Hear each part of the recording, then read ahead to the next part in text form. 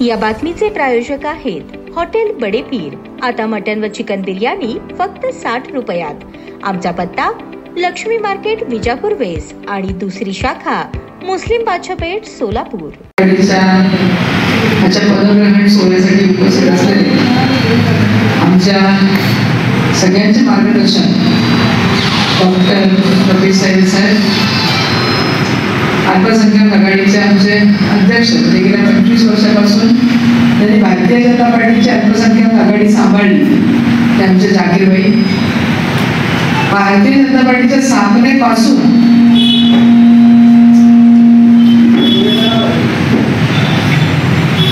भारतीय जनता पार्टीचं काम कोणीही मुस्लिम समाजातला एकही माणूस करत नव्हता, तेव्हापासून आमचे बादशाहभाई भारतीय जनता पार्टीत आमच्या बरोबर काम करत होते। माझं 40 वर्षापासून ते काम करतात। स्थापना 1980 ला झाली, तेव्हापासून आतापर्यंत काम करत राहतील। शेवटपर्यंत आम्ही सगळेजण भारतीय जनता पार्टीचं काम करत राहू। आमचे सगळी भाऊ, त्याचबरोबर आमच्या नगरसेविका बेगूताई, इथं उपस्थित असलेले सर्व मुस्लिम बांधव, आज एक अत्यंत चांगला दिवस असं मला म्हणता येईल। कारण भारतीय जनता पार्टीवरती विश्वास ठेवून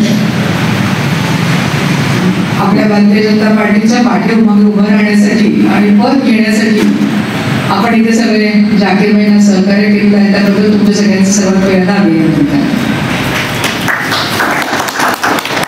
डॉक्टर साहेबांनी अतिशय सुंदर वक्तव्य केलं आणि उदाहरणं दिली, आणि त्यांना जे अनुभव भारतीय जनता पार्टीमध्ये आलेले आहेत,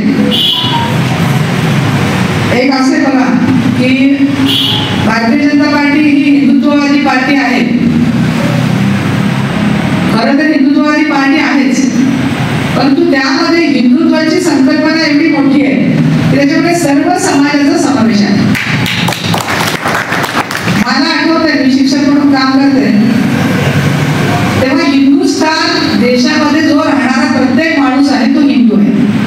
तुमच्या वडिलांच्या दाखल्यावरती बघितलं तुम्ही तर त्याच्यावरती जातीचा उल्लेख असतो, शाळेच्या दाखल्यावरती हिंदू, आणि मग पुढचा जात आहे मुस्लिम। हिंदू ही आपली विचारधारा आहे, आणि त्याच्यामध्ये माझी कुठली जात आहे, कोण जात, तर ती मुस्लिम आहे। हा प्रत्येक तुमच्या पण टाकल्यावर डॉक्टर साहेब असंच असणार आहे, माझ्या पण टाकल्यावर असंच आहे। पहिल्यांदा काय आहे, हिंदू, मग ब्राह्मण। हिंदू ही समाजातली संस्कृती आहे, हिंदू ही कुठली जात नाही, परंतु फार पूर्वीपासूनच आपल्यामध्ये जे भेद करण्याचा प्रयत्न झाला त्याच्यामध्ये आम्ही हिंदू आहे आणि तुम्ही मुस्लिम आहे असा भेद करण्यात आला।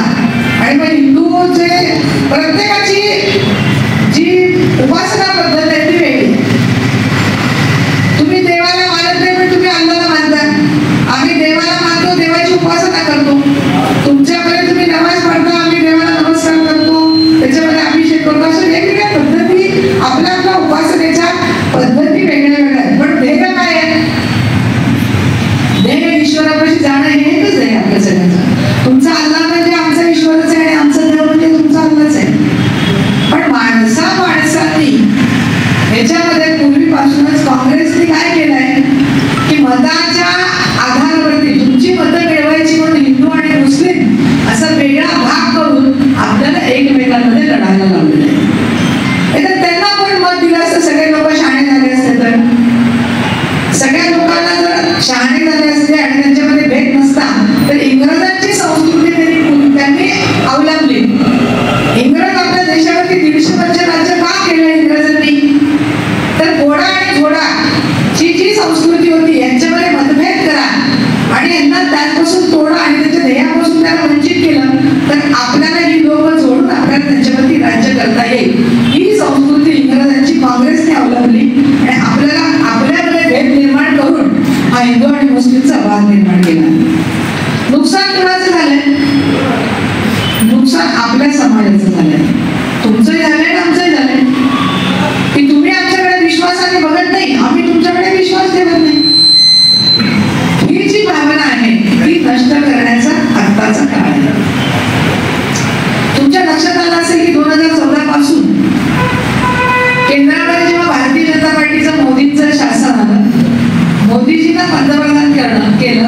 जनता पार्टी, तेव्हापासून देशामध्ये मतभेद नावाचा प्रकार हळूहळू संपत आला.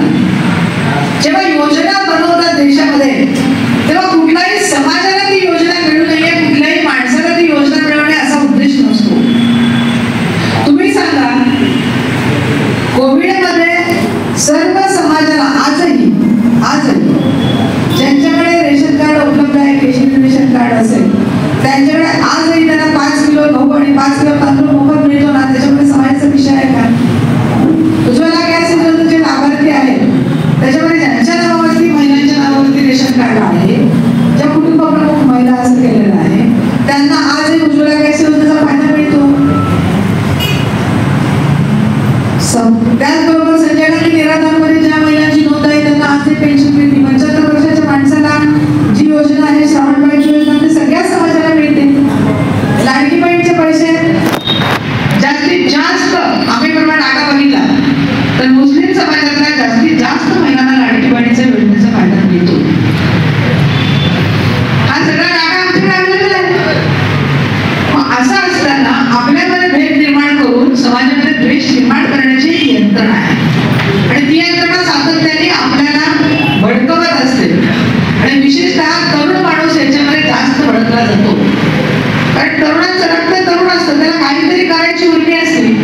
कोणीतरी सांगितलं की अरे अरे आपल्या मशिदीवरती असं झालेलं आहे, चला सगळेजण. तो विचारच करत नाही की काय झालंय, काय नेमकं आहे. मग आपण काय करतो की उठतो की चला. तरुण माणसाला असं वाटतं की मी काहीतरी केलं पाहिजे आणि मला या समाजाच्या, आपल्या समाजावर काहीतरी संकट आलेलं आहे. परंतु तरुणांनी सुद्धा आपली शक्ती अशा विघातक कृत्यामध्ये वाया घालवता उपयोगी नाही. ती आपल्या समाजासाठी उपयोगी आली पाहिजे. तुम्ही जास्तीत जास्त तुमचा समाज हा व्यवसायाशी निगडीत आहे आणि आपण सगळ्यांचं जीवन एकमेकांवरती अवलंबून आहे. तुम्ही जे व्यवसाय करता त्या व्यवसायावरती हिंदू माणसांचं जीवन अवलंबून आहे. तुमच्याकडनं कुठली वस्तू खरेदी केल्याशिवाय आमचं घर चालत नाही. तुमच्याकडनं भाजी घ्यायची असेल, तुमच्याकडनं अनेक वस्तू घ्यायच्या असतील, तुमच्याकडे या बेकरीचे प्रोडक्ट असतील, हे सगळे व्यवसाय जे आहेत ते सगळे मुस्लिम समाजाने पहिल्यापासून स्वीकारलेले आहे. तो व्यावसायिक माणूस आहे. फळं घ्यायची असतील, म्हणजे प्रत्येकाचं जीवन प्रत्येकावरती अवलंबून आहे. आपलं जर जीवन एकमेकांच्या वरती अवलंबून आहे तर असा विचार न करता आपण एकमेकांमध्ये कशाला भांडण करतो, कशाला भांडण करतो, काही गरज नाही ना. सोलापूरमध्ये आपण वर्षानुवर्ष, म्हणजे तुमच्या दादा पगाराकडून तुम्ही सगळेजण इथे सोलापुरात राहत असता, तर मग आपण सगळेजण जर एकमेकांच्या बरोबर राहतोय तर मग आपल्यामध्ये भेद कशासाठी? डॉक्टर साहेब आमची मगाशी उदाहरण देत होते की इतक्या वर्षापासून ते आमच्या बरोबर काम करतात. आम्हाला असं कधी वाटलं नाही, त्यांना आम्ही मोठ्या भावासारखं मानतो. आम्हाला असं वाटलं नाही की डॉक्टर साहेब मुसलमान आहेत, त्यांच्याबरोबर कशाला भाषा वेळी आमच्याकडे येऊन आमच्या घरात बसतात, आम्ही त्यांच्या घरात जाऊन जेवतो. आम्हाला असं कधी वाटत नाही की तो मुसलमान आहे त्याच्याकडे जाऊन असं नाही करायला पाहिजे. ही भावना प्रत्येकाच्या मनामध्ये नाहीये, परंतु ही हेतू पुरस्कार आपल्यामध्ये कुठेतरी हे विष मिळत आहे. त्यामुळे आपण याच्यापासून सावध राहिलं पाहिजे.